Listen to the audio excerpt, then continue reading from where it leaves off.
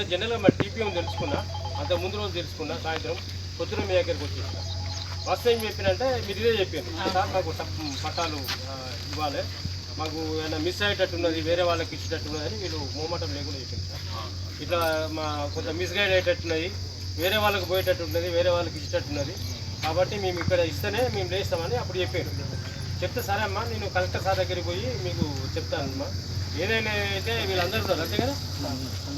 సరే ఇప్పుడు సమస్య అన్నది ఇన్ని రోజులు అయితే పెండింగ్ ఉంది, కొంత టైం అయితే పడుతుందమ్మా అంటే సరే నేను కలెక్టర్ సార్ దగ్గరికి పోతే సార్ అని చెప్పిందంటే అంటే సార్ ట్రాన్స్ఫర్ అయ్యండి ఇప్పుడు ఈ మధ్యలో మనం తెల్లారి ట్రాన్స్ఫర్ అయ్యండి.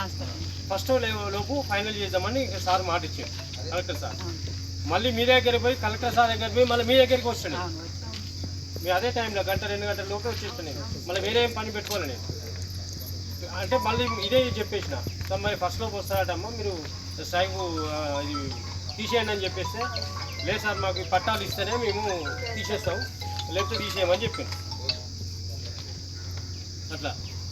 కాబట్టి సరే ఇన్ని రోజులు ఇంతకుముందు ఇప్పుడు కలెక్టర్ సార్ వాళ్ళ దృష్టిలో కూడా ఉంది, మీరు స్ట్రైక్ చేస్తున్నారు, మొన్న సోమవారం కూడా చేసిండ్రు, ఇప్పుడు ఇక్కడ నడుస్తుంది. సో ఇప్పటి వరకు అయితే ఎమ్మెల్యే సార్తో ఏం మాట్లాడలేదు, సార్ ఇన్వాల్వ్ అయ్యిండు, కమిటీ చేసిండ్రు, కమిటీ నడుస్తుంది. ఇప్పుడు కమిటీ తరఫున వీళ్ళు మాట్లాడినంటే ఎమ్మెల్యే సార్ మాట ఇచ్చినట్టే. ఇప్పుడు ఒకవేళ నేను ఇక్కడ ఊళ్ళో లేను, నాకేదో అర్జెంటు ఆఫీస్ పని మీద వరంగల్కు హైదరాబాద్కు వెళ్ళిపోయాను అనుకోండి, నేను లేని పక్షంలో నా సబాధ్యత వచ్చి నా తరఫున మాట ఇస్తాను, అట్లా ఉంటుంది ఒక పద్ధతి.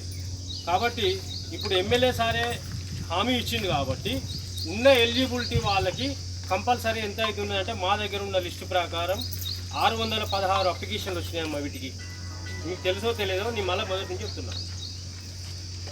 661 661 అప్లికేషన్లు వచ్చినాయి.